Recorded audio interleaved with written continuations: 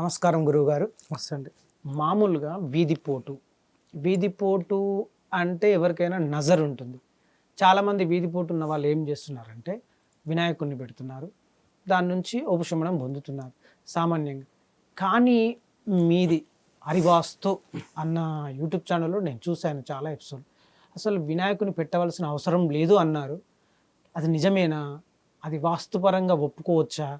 మా tree media ప్రేక్షకులకు ఒకసారి తెలియజేయండి గురుగారు. అసలు వీధి పోటు అనేది ఏంటిది అనేది చాలా మందికి తెలియాలి ఫస్ట్. నెక్స్ట్ అసలు వీధి పోటుకి ఈ వినాయకుడే పరిష్కారమా అనేది కూడా తెలుసుకోవాలి. ఎందుకంటే చాలా మందికి అది తెలియకనే సమస్య క్రియేట్ చేసుకుంటూ ఉంటారు. అయితే నిజంగా చెప్పాలంటే వినాయకుడు మనకేమో గేట్ కీపర్ లాగేం కాదు. వినాయకుడు ఎస్, ఆయన గేట్ కీపర్ ఏం కాదు. చాలామంది ఏం చేస్తారంటే డైరెక్ట్గా వీధి పోటు ఎక్కడ జరుగుతుందో అదే బిల్డింగ్కి ఒక చిన్న గూడులాగా పెట్టి వినాయకుడిని పెడతారు, చిన్న గద్దెలాగా పెట్టేసి దాంట్లో పెడతారు. చాలా చూస్తాను. ఎస్, అయితే అసలు వీధి పోటు అంటే ఏంటి? చాలామందికి ఈ ప్రశ్న ఉంది. వీధి పోటు ఒక రోడ్ వచ్చి మీ ఇంటికి హిట్ అయినప్పుడు ఆ రోడ్ ఏమైనా చేస్తుందా? ఫస్ట్ ప్రశ్న, చేస్తుందా? రోడ్ ఏమీ చేయదు. ఒకవేళ రోడే ఏమైనా చేస్తుందంటే రోడ్ పీకేస్తే మట్టిదైతే ఏమైనా చేస్తుందా? ఏమీ చేయదు. మీరు ఏ రోడ్ వేసినా ఏం చేయదు. ఆ రోడ్డు దారి నుండి వస్తుంటే ఎదురుగా మంచి అందమైన కాస్ట్లీ బిల్డింగ్ కనబడితే నజర్ పడుతుంది.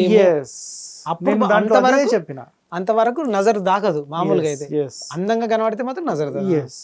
ఎప్పుడైతే మనం నడుచుకుంటూ వస్తున్నాము, బండ్ల మీద వస్తున్నాము, మన దృష్టి ఎప్పుడైతే ఒక బిల్డింగ్ మీద పడుతుందో, ఒక చెట్టు మీద పడుతుందో, ఒక పూల చెట్టు మీద పడుతుందో, దేని మీదైనా పడినప్పుడు అది దృష్టి దోషం కిందికి వస్తుంది. అయితే కంటిన్యూ ఒక పార్టులో పడినప్పుడు దాని ఎనర్జీ అనేది ఎక్కువగా జనరేట్ అవుతుంది. ఇది యాక్చువల్ కాన్సెప్ట్.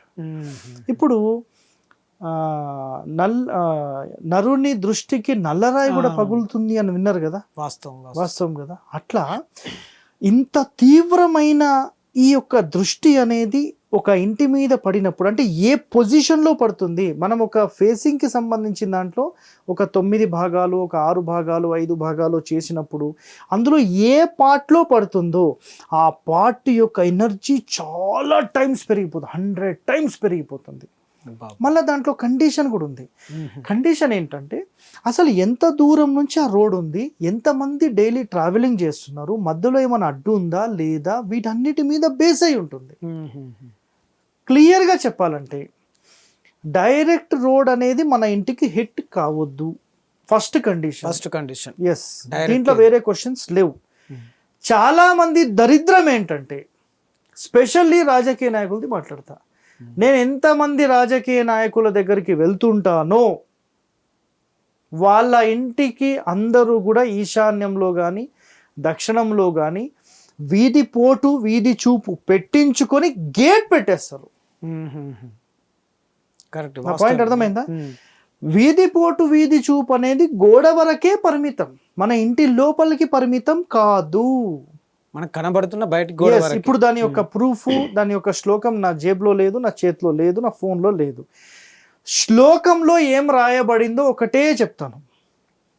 ఎప్పుడైతే ఈ రోడ్ నుంచి వచ్చే వాళ్ళ దృష్టి అనేది ఆ ఇంటి లోపల కాంపౌండ్ లోపలికి ఎంటర్ అయ్యిందో ఆటోమేటిక్ లేనిపోని సమస్యలు మీకు ఆ సమస్యలు ఎందుకు వస్తాయో మీకు తెలియకుండా మిమ్మల్ని ప్రతిరోజు వేధించి ఇబ్బంది పెట్టి మిమ్మల్ని రోడ్డున పడేస్తాయి. ఇలా కూడా ఉంటాయి కదా గురువుగారు. 100% ఉంటాయి. ఎప్పుడూ కూడా మన యొక్క కాంపౌండ్కి టచ్ అవ్వాలి కానీ మన ఇంటికి టచ్ కావద్దు. చాలామంది ఈశాన్యపు మంచిది, ఉత్తర ఈశాన్యం, తూర్పు ఈశాన్యం, పడమర వాయువ్యం మాట్లాడతారు. కానీ సత్యనారాయణ రెడ్డి అని చెప్పి సత్తుపల్లిలో ఉంటారు. ఆయన తెలంగాణ ఆంధ్ర బార్డర్ ఏలూరు వెనకాల ఏరియాలో ఉంటారు. జంగారెడ్డిగూడెం నీరెస్ట్. ఆయన తన 15 సంవత్సరాల పరిశోధనలో ఒక విషయం ఏం తేల్చుకున్నాడంటే, ఆల్వేస్ రైట్ అనే ఒక సూత్రాన్ని తీసుకొని అది బిల్డింగ్ మొత్తానికి అంటే ఒక కాంపౌండ్ మొత్తానికి కుడివైపు మూల కొంత భాగం తగిలి టర్న్ చేస్తే ఆ బిల్డింగ్ చాలా వైబ్రేషన్ జనరేట్ చేస్తుంది అని తెలుసుకున్నాడు ఆయన. ఎంత పడితే అంత తగలొద్దు, జస్ట్ ఒక చిన్న కార్నర్ పార్ట్ మాత్రం 2-3 ఫీట్లు తగిలితే సరిపోతుంది. తగిలిన తర్వాత రోడ్ కుడివైపుకు వెళ్ళాలి, ఎడమకి పోవద్దు అన్నాడు ఆయన. రోడ్ కుడివైపు పోవాలి. కుడివైపుకి వెళ్ళాలి.